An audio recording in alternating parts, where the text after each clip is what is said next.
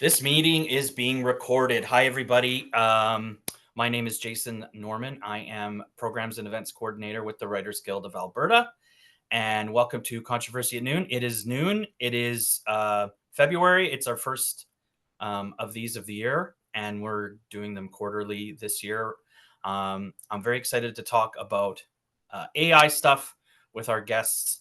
So we're going to basically just jump right into it. Hopefully you got a chance to see everyone's bios on the Writers Guild website, also the little slideshow before the event started, but also the guests will have a chance to kind of tell you a little bit more about their backgrounds and stuff, about what they do, hopefully while we chat. So the conversation today is regarding AI, and I mean specifically from the Jason perspective is that I don't like it, or at least in terms of like I don't like a lot of these things.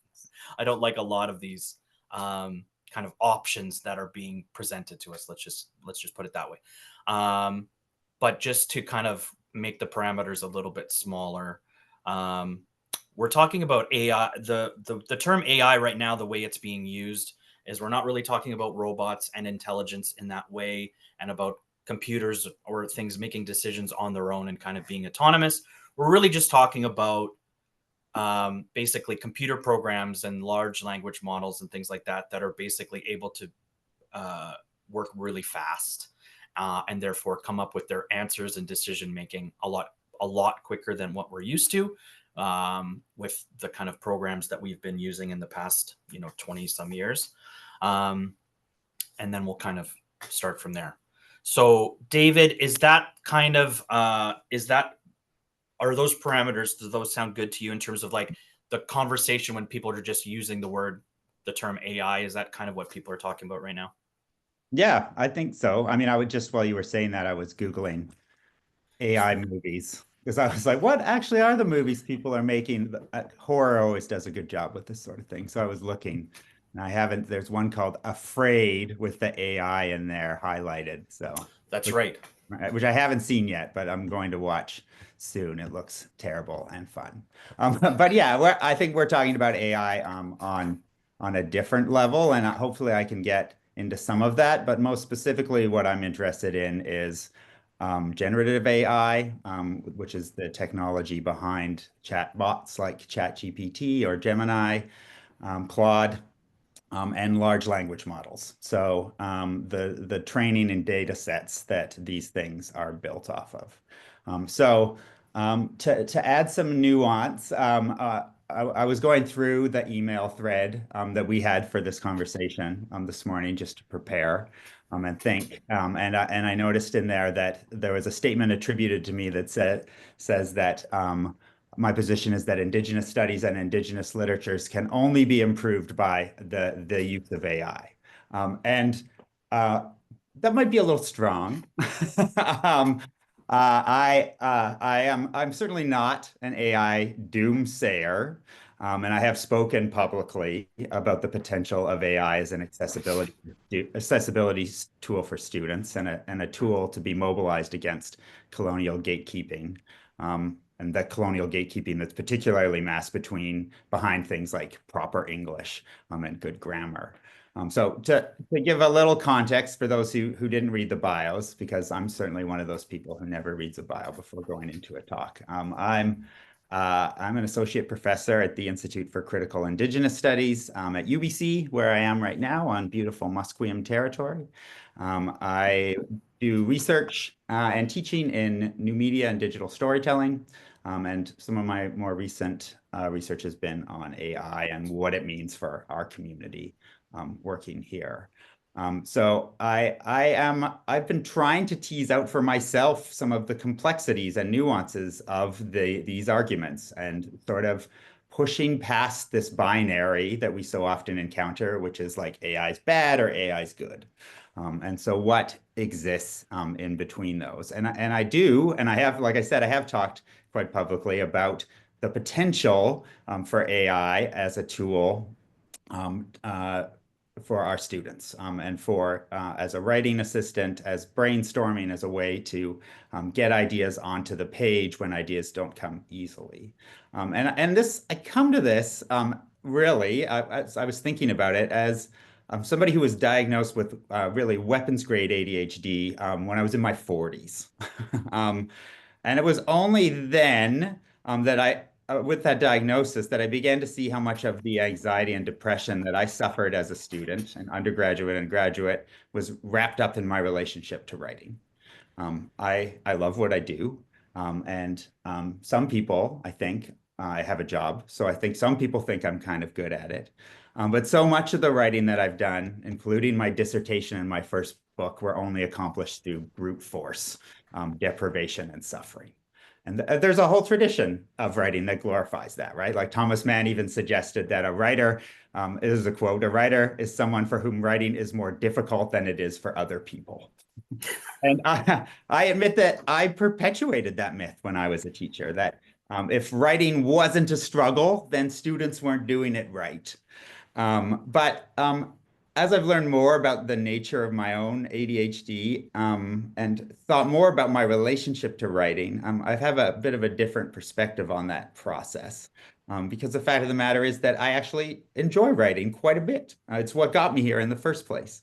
But the issue has been that the velocity of my ideas didn't always line up with the process of getting words on the page. So when I was trying to come up with a perfect adjective for a sentence, a whole collection of ideas would get jammed up behind that. Right in the back of my prefrontal cortex, leaving me feeling overwhelmed and incompetent, and really asking why I couldn't just get the ideas in my head onto the page. So I think my story is just one of the many fraught relationships that people have with writing, my students included. But the upshot for me is that handing a student an assignment in which it is assumed that writing as an undefined process is going to surface the ideas a student has, is going to A, miss a whole lot of brilliant ideas, and B, cause actual suffering in students for whom writing as a linear, systematic process does not come naturally. And in the field I teach in, Indigenous studies, that is amplified by the ongoing systems of settler colonialism, which have always used writing as a means to alienate and disenfranchise Indigenous people. So ostensibly, I think this is where one could make the case for AI as a writing tool. And to be perfectly transparent, I have a paid ChatGPT account, and I use it every day pretty much to brainstorm, edit, and draft. I also use Google's Notebook LM, which is a narrow AI system to keep track of the articles I'm reading and things that I'm writing, so I can ask it questions about the direction of my new research. It also has this bizarre feature in it where you can make it create a podcast about the work you put in there, and two people will actually have a conversation about the things that you are writing, which I give it a try if you haven't already. But even with that in mind, I stopped short of saying Indigenous studies and Indigenous literature can only be improved by AI for a couple of reasons, and I won't go for too much longer. I don't want to take up too much space. Well, let's go into the regarding the statement itself. So I think in terms of as somebody that teaches what you teach, and also as somebody that now uses AI the way that you do, before we go ahead, because I think a lot of this can kind of start to go towards the generative side.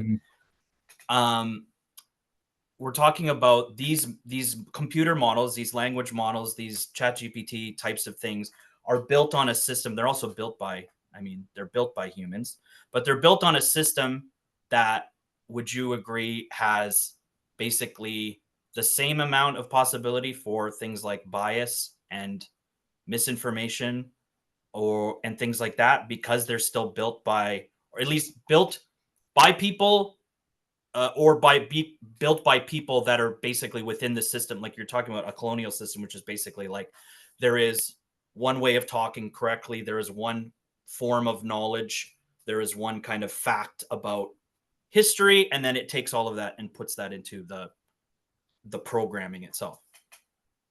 Yeah, for sure. I think that to maybe even take that argument a little bit further, I think that these systems are not only built with inherited biases. I mean, a large part of that knowledge is coming from Wikipedia, which we have tons of research that already says articulates the bias, the misogyny, the racism, the heteropatriarchy in Wikipedia. So yes, we're re-perpetuating ideas that are already really widespread. But I think even more so, what I am concerned about is the how a technology like AI and large language models are a continuing, ongoing histories of colonial extraction. Like these are models that are based on stealing knowledge and then repurposing it for the benefit of the very few, right? And that should concern. I mean, it's concerning all sorts of authors. It's concerning the New York Times. It's concerning the Authors Guild. There's lots of folks who are very concerned about that, but it should concern you on a personal level because to Karl Marx talked about capitalism as a vampire. What is happening when you are working in ChatGPT is your desire is being extracted in order to sell things back to you, right? So thinking about what you are giving ChatGPT, especially when we're asking, if we are asking students to engage it, what they are giving to those systems, which are colonial capitalist systems, and what is worth it? Like that is not an argument to say don't or do not, but people need to go in understanding the stakes of the engagement. And so that's sort of where I'm landing right now.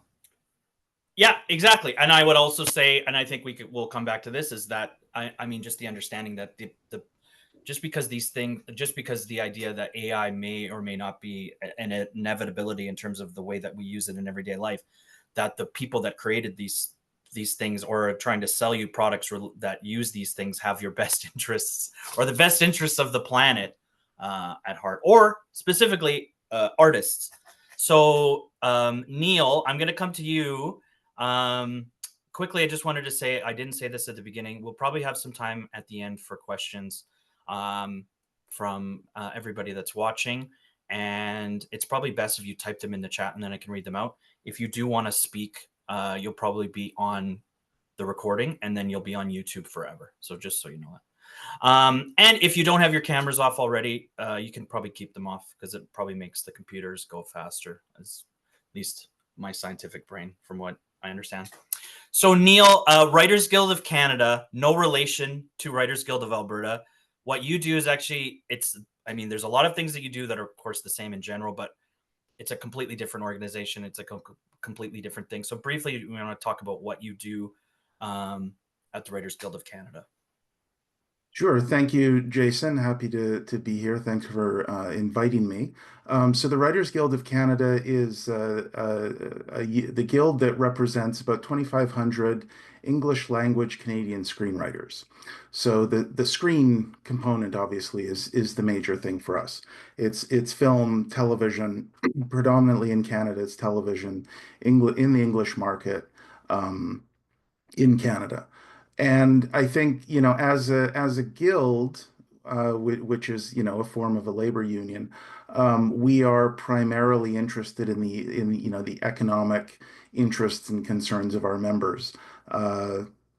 What does it mean to be, a working Canadian screenwriter who can make a living, who can, get a job, who can, have a career, all of those sorts of things. And I think that's, sort of to begin with the angle that we start from. Of course, sorry, go ahead.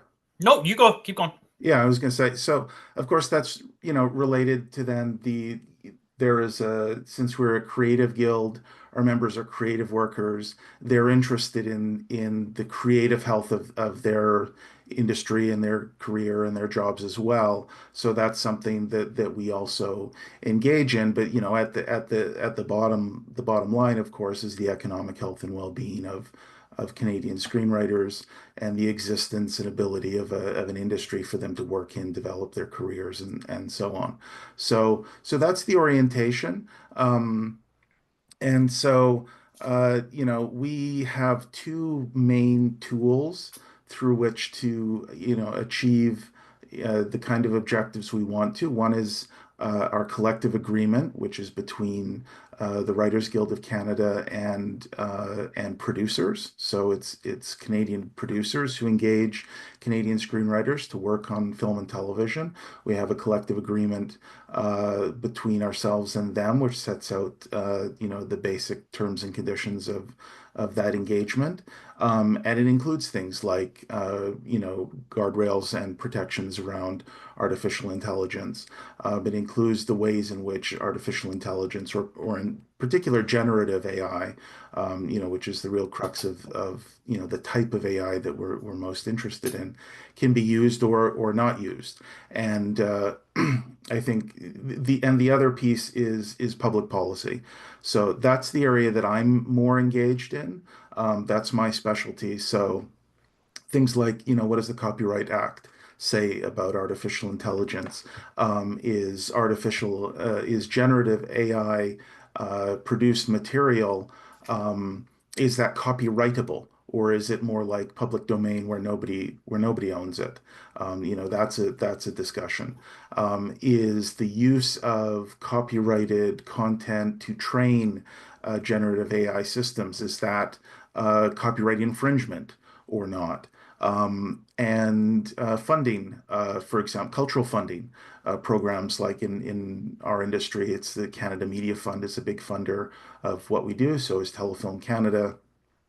Are they or should they be investing, public money in programs, productions that include generative AI components or not? And what is the public benefit of that? Because of course, this is, ultimately tax dollars. Canadians, contribute through their taxes and other ways to these funds. And what is the bang for the buck that we expect to get out of that?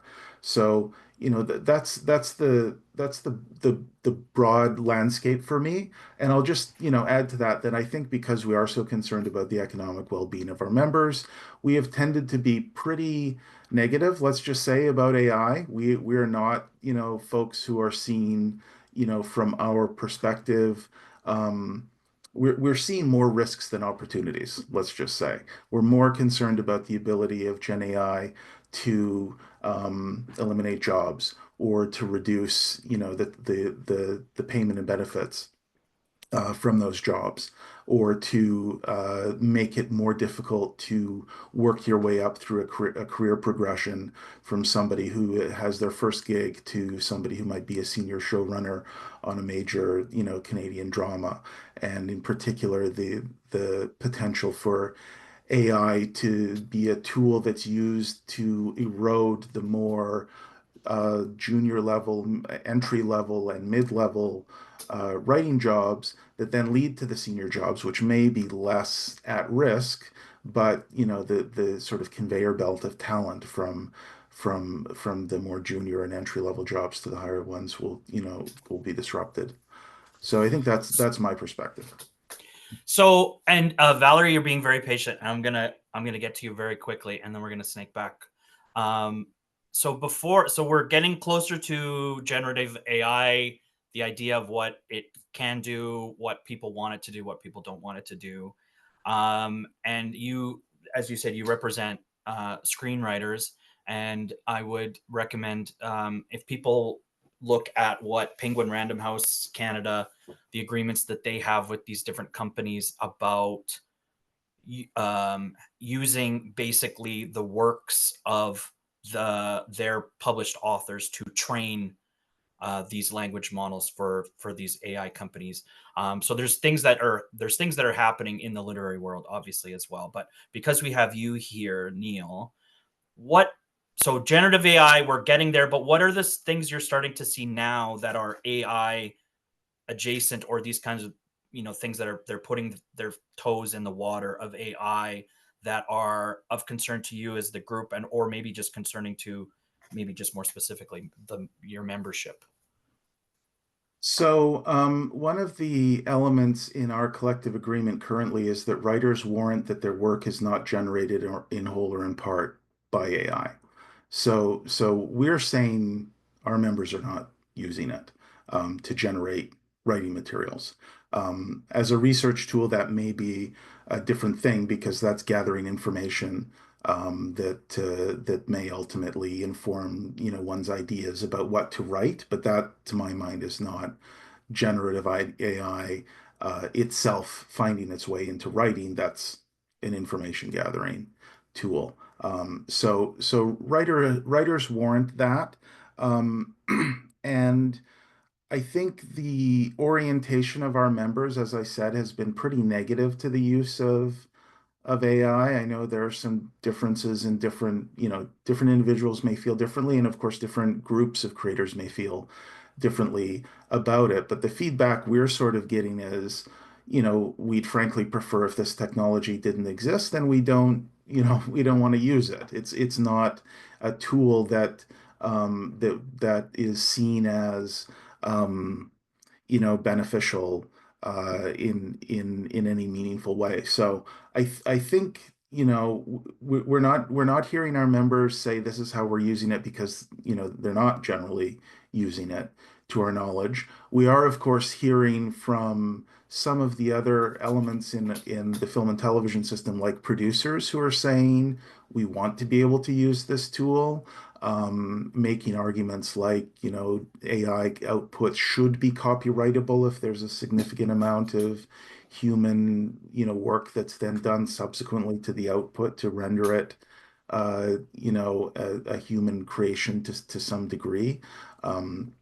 I wrote an op-ed in the Toronto Star last year where I talked about, my concern of something I'm calling, copyright laundering, where a producer, will go to a generative AI system. It will spit out anything from, a few paragraphs to, an outline or a treatment, or maybe even a whole bunch of scripts. And then they'll go to a human writer and say, work on this, and your involvement in this process will make it copyrightable, but I'm going to pay you a lot less for that work because I'm already giving you the generated scripts, or I would like to pay you less, or I'm going to hire fewer writers to do that kind of work.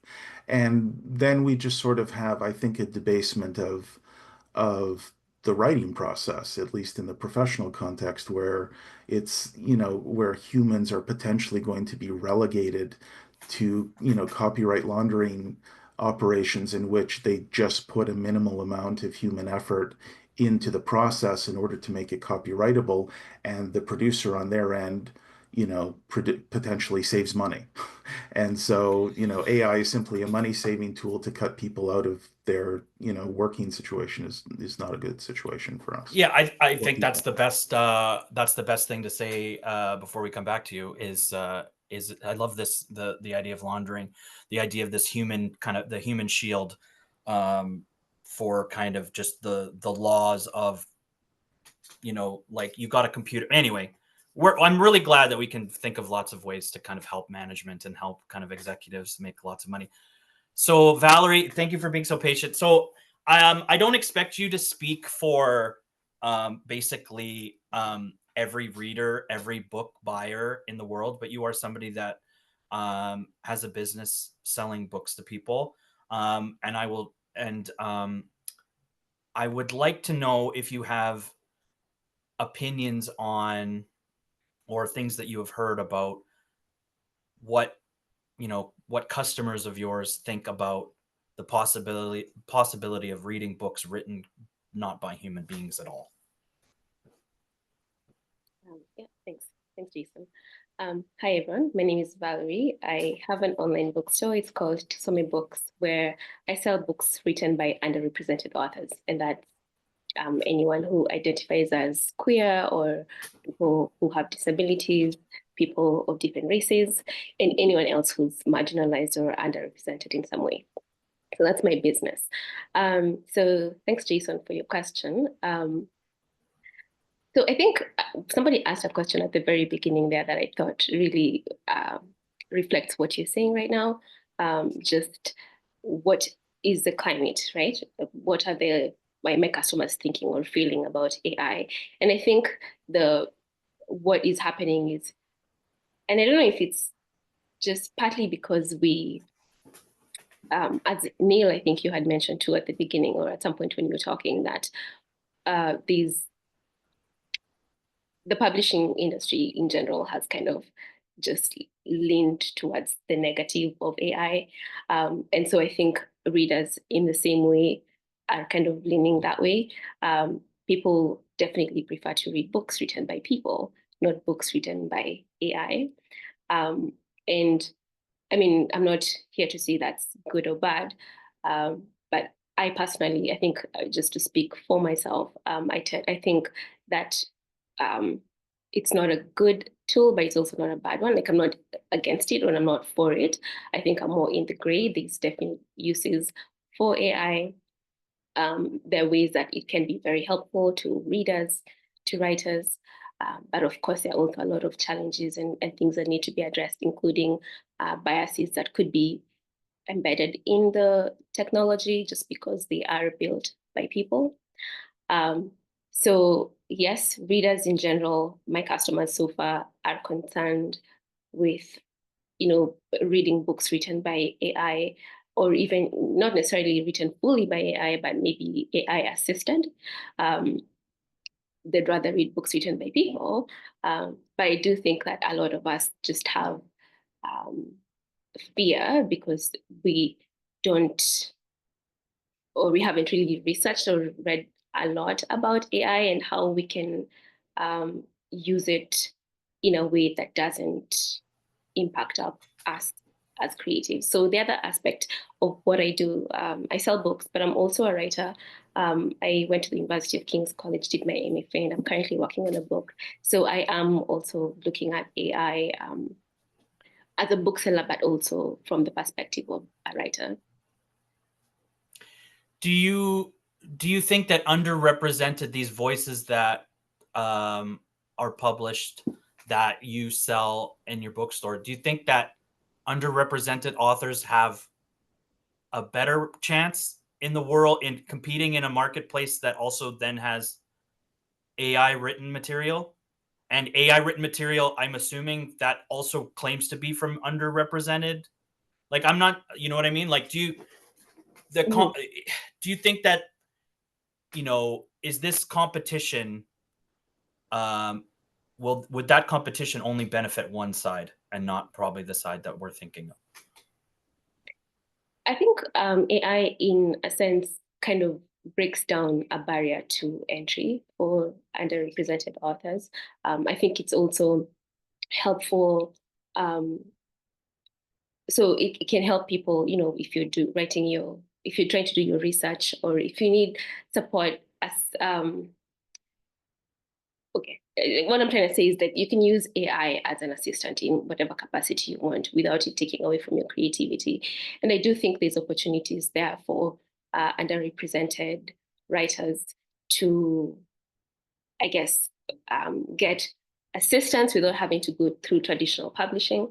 However, as I had said before, I still think that there's a lot that needs to be considered in terms of the safety of using AI. So the biases, the discrimination that's embedded into it because it was built by people, but also these issues of copyright, as Neil had talked about earlier, right, that I think need to be addressed as well. So yes, there are opportunities there. I do think, though, that when people are leaning into it, they need to do it cautiously. And also there's a lot of more work that needs to be done to make it.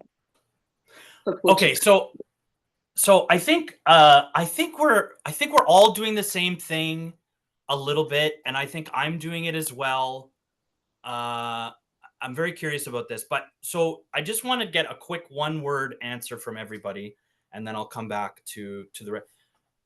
Do we think that corporations, publishing corporations, media companies want to eliminate human creative intelligence, or the vast majority of it, from their Excel spreadsheet of people things that they have, of expenses that they have to pay for? Or do we just not think that that's going to happen? Valerie. Like, do you think that companies are just not going to start creating books that were not written by people at all? So I think that corporations generally try to save money, right? And so, however, they can employ this technology to help them, I think they're more likely to do it than not. However, that being said, I think there are different kinds of writers who write for different kind of audiences.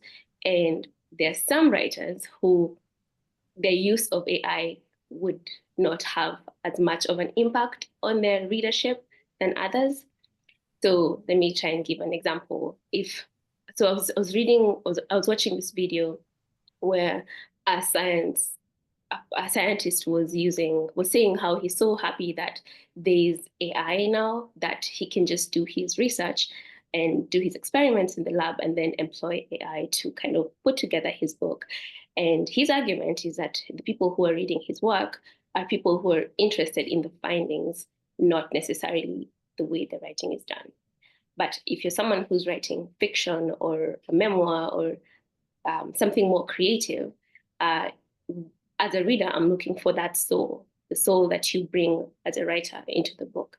And so in that situation, I think using AI would be like, it would look different for that pattern than for someone who's doing mathematics and just wants to tell us what they came up with.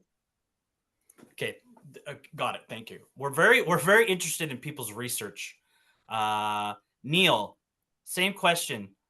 Do you think that these companies, the companies that employ a lot of the people that are members of the Writers Guild of Canada, are looking for a possible future where they have less human creative intelligence working for them?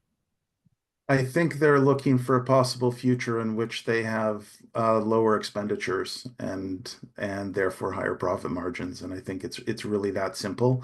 I think that's simply the logic of a for-profit entity and some even not-for-profits in a world in which, you know, the resources are limited.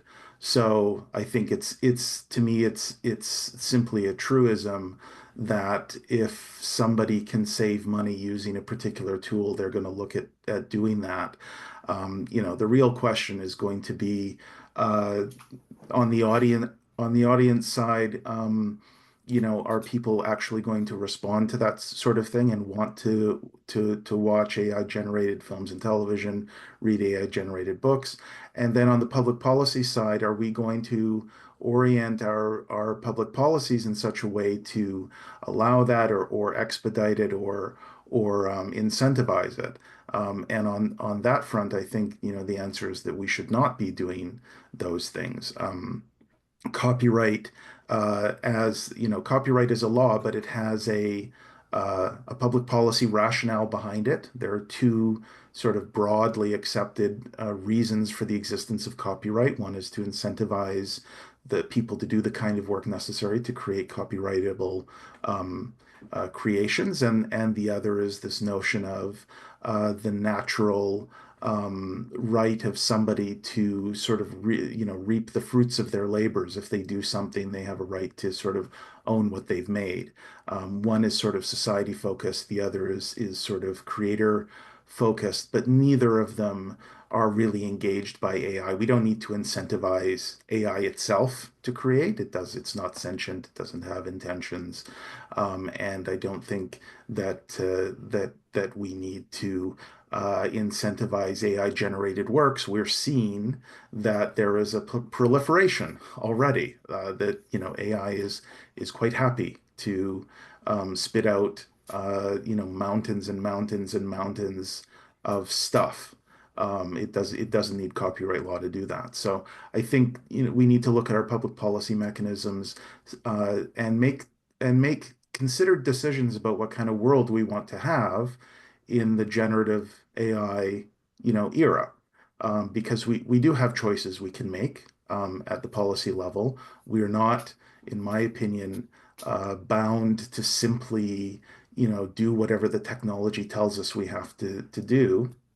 And I also think, we should be clear-headed and critical about, the world we're going into. I often think about how, utopian and euphoric some people were about the social media revolution of a decade or so ago, and assuming that, simply by setting up social media networks, everybody would be more connected and everything would be democratized and everybody would be happier and get along more. And we've seen that that is absolutely not the case.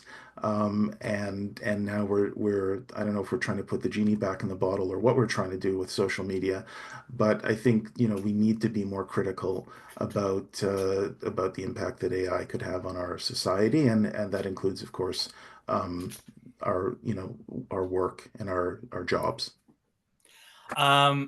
So David, we've snaked back to you. I'm going to give you the option of responding to the thing that I'm going to say next, or just waiting for an actual question that's more coherent. My cards on the table is my first opinion is that I have not yet seen evidence that the consumer, the person, the book buyer, the reader wants a world or does not want a world with AI generative content. I'll just shorten it to content that they want to buy. I have not yet seen that. My fear is that they want it because they want to stop thinking about all of the things that a person tells them to think about, or a person makes them think about, like the color of their skin or their background and things like that. They just want to read stuff and turn their brain on. So that's my first kind of cards on the table thing. The second thing is I think it's kind of, we see it a little bit from this conversation, is that nobody wants to seem like a hypocrite.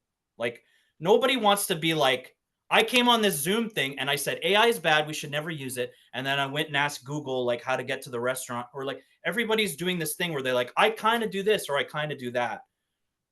The tool exists. The tool has a lot of positives and negatives, but we're all, if we're not looking in the same direction, I'll ask us to look in the same direction for the next 20 minutes, which is that in the writer world, in the art, well, let's just stick with the writer world. If you write for the screen or the page, or if you write for research, which is also, going to be published or in books, the people behind these programs that have been made, or the companies that run these programs that have been made, do not want human beings to be involved in those things, because they cost too much money, and they eat and they sleep, and they get sick, and they're expensive, and they don't actually want that. So if I was in a union like the Writers Guild of Canada, I would say, I don't want this because they don't want to hire me, and I'm a person. They don't want to hire people.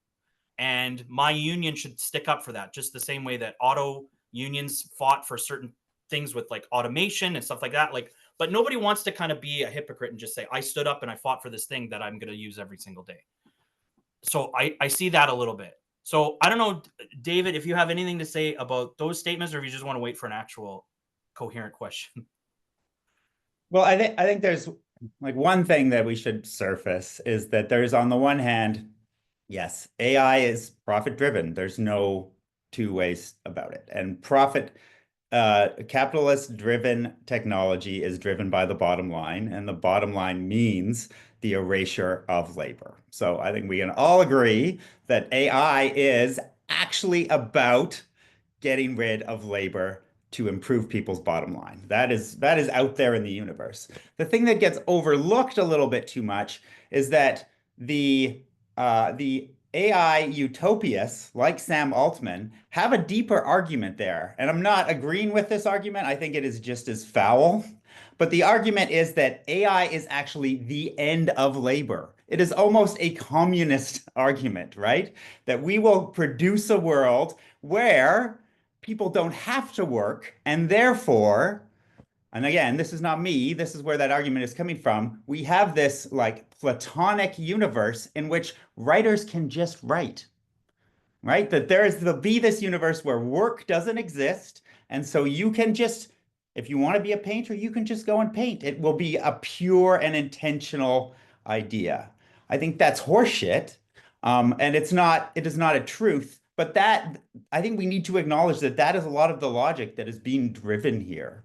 If you want to look into it more, it's called the test-crealist bundle. It is sort of these utopic ideologies that are behind folks like Musk and Altman, who are thinking about how these technologies work.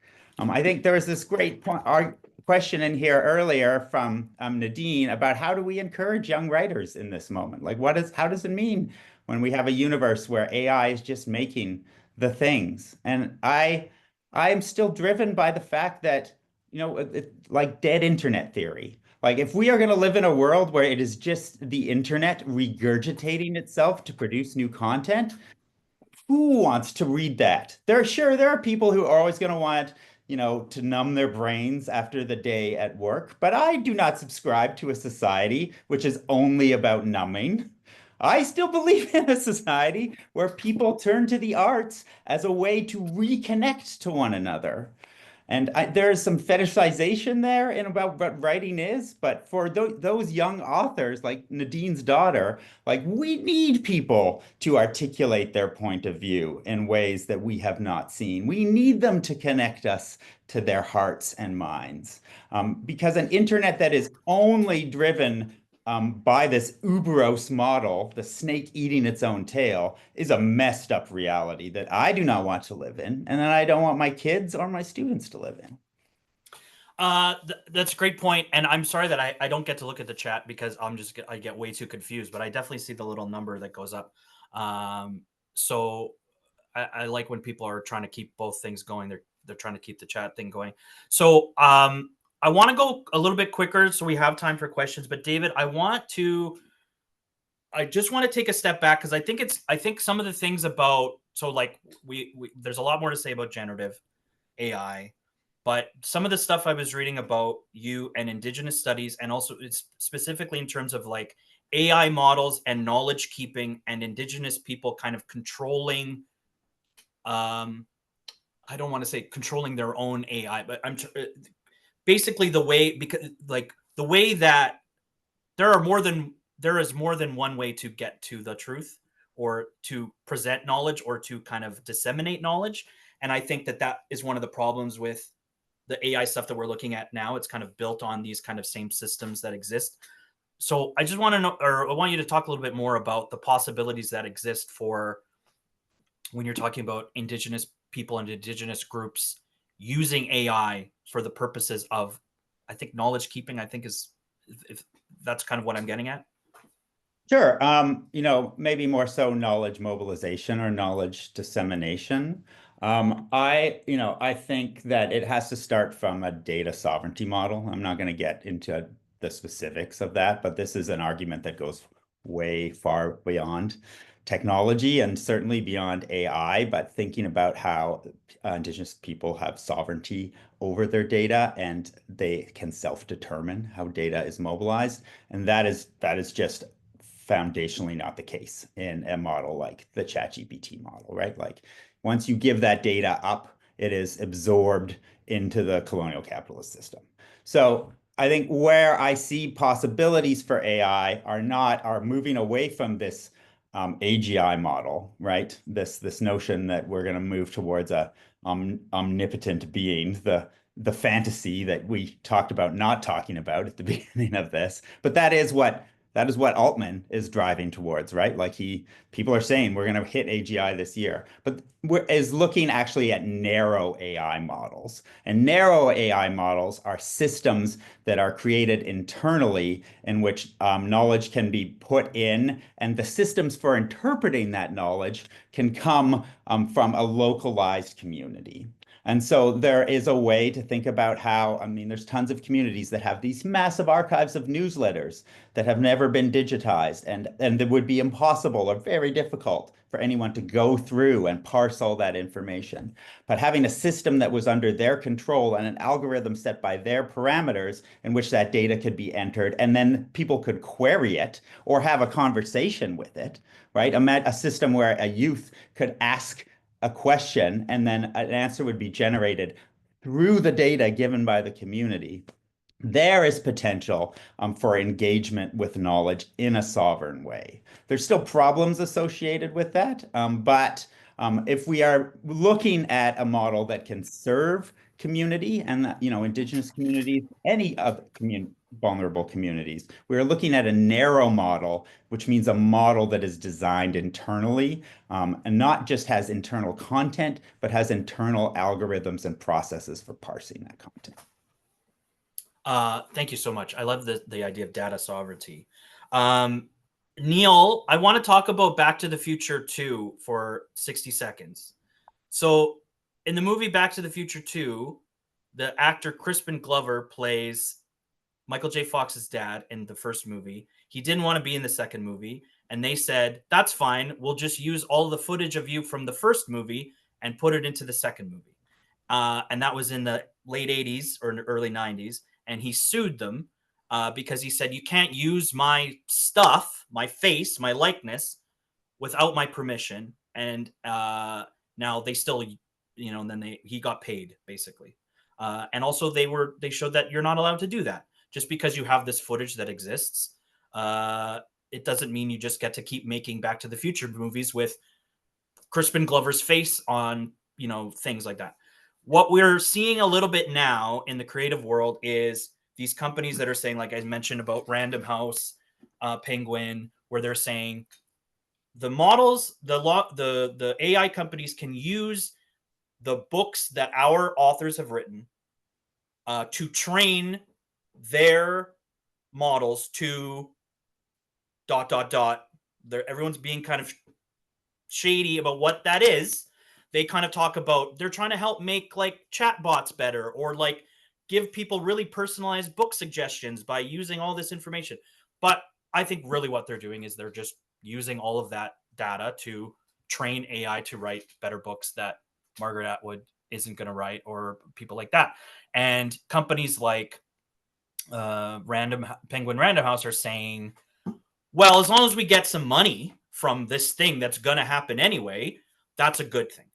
I think it's really short-sighted. And I think it's kind of, once again, not looking at the thing that's coming, which is like, why are you really using all of the literature that they've published to train these models? Neil, what do you think about that?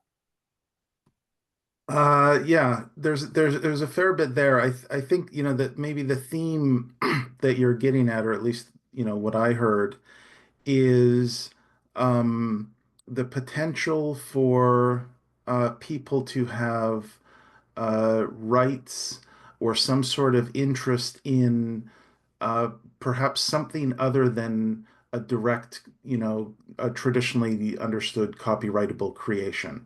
So in the Back to the Future case, and laws differ by jurisdiction. So in some places there is sort of a personality right, or a likeness right that a performer may have.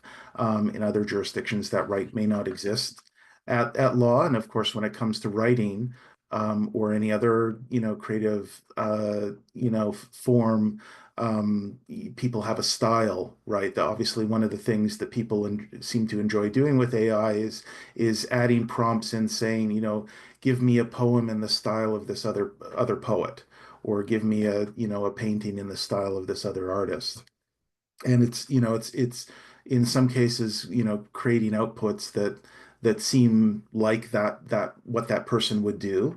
And people are raising questions about, how legitimate is that to essentially appropriate through technology, the style or the voice or some element of an actual artist.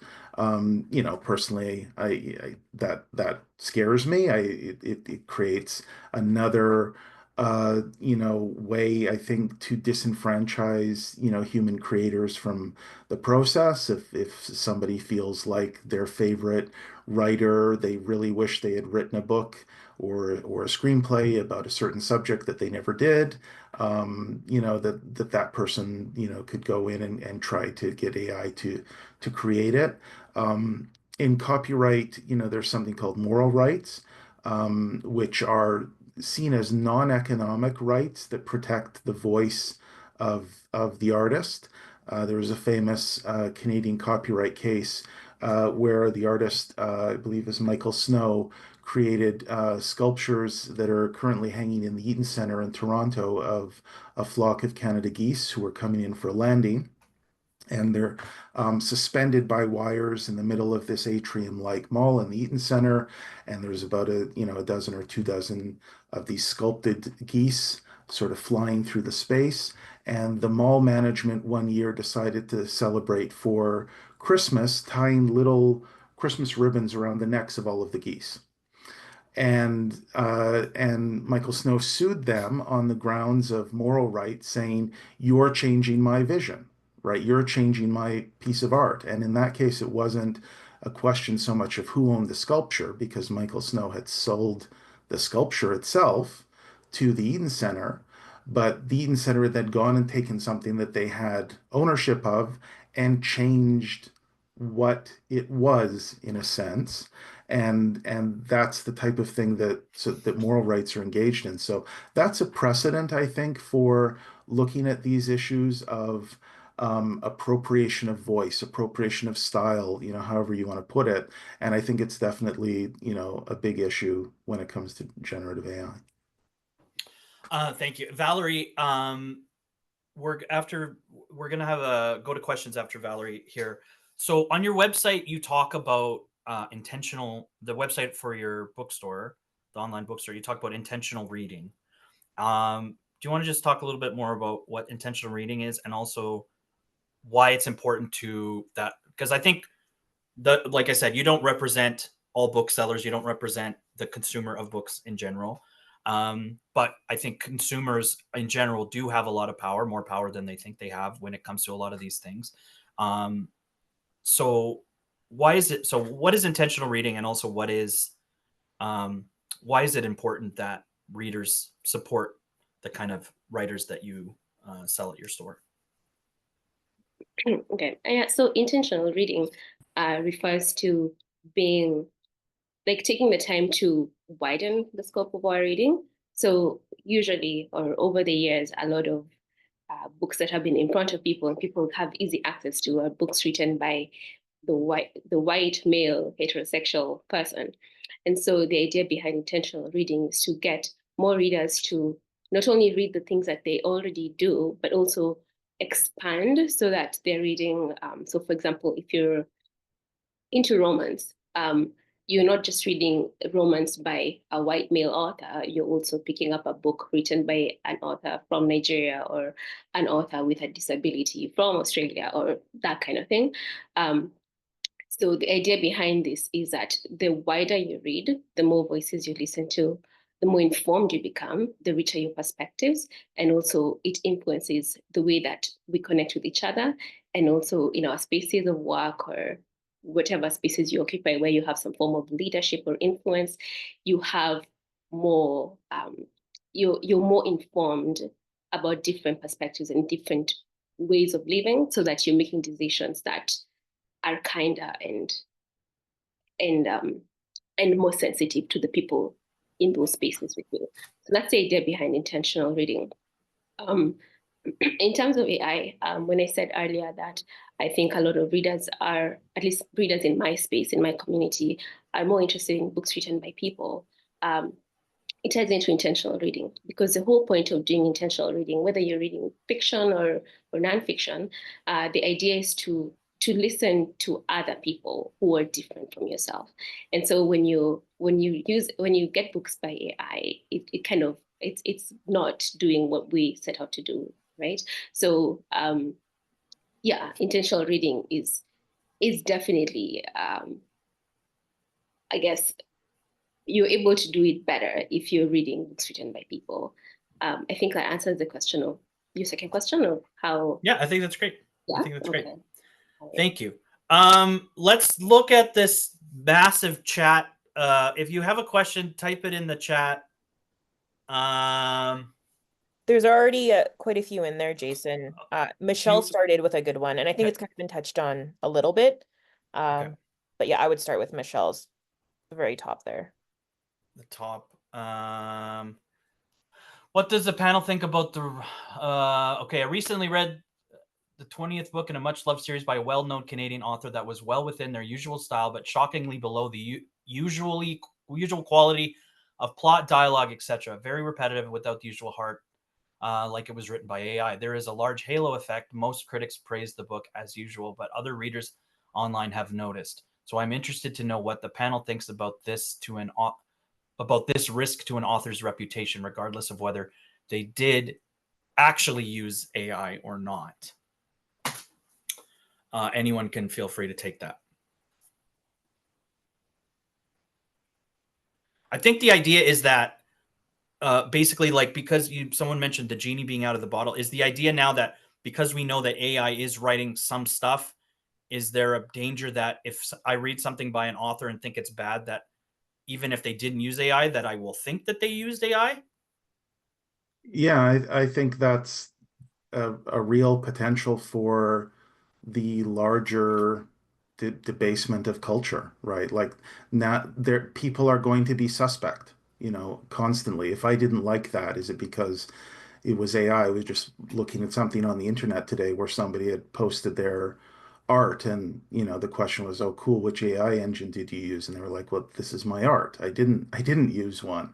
But this is now going to be an assumption behind so much of what is created that it could have been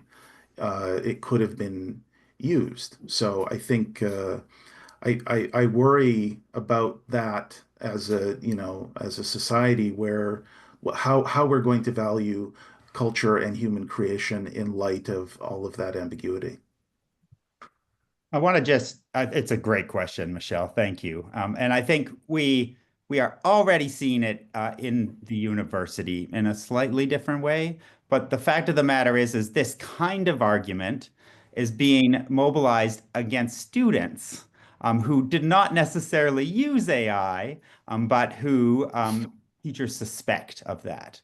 And guess who the students who are suspected of that usually are, right? They're not your rich middle class white students. I'll tell you that for free, right? So that this effect of AI being out there is being weaponized in classrooms against students. And of course, there are students using AI and cheating on assignments with it. But that I think what you pinpointed here, Michelle, is that sort of that the shadow of it, how it hangs out, that debasement of culture that Neil is speaking to, is just as dangerous. And we need to be aware of how those effects are being, those sort of secondary effects are being used to debase culture and credibility in different ways.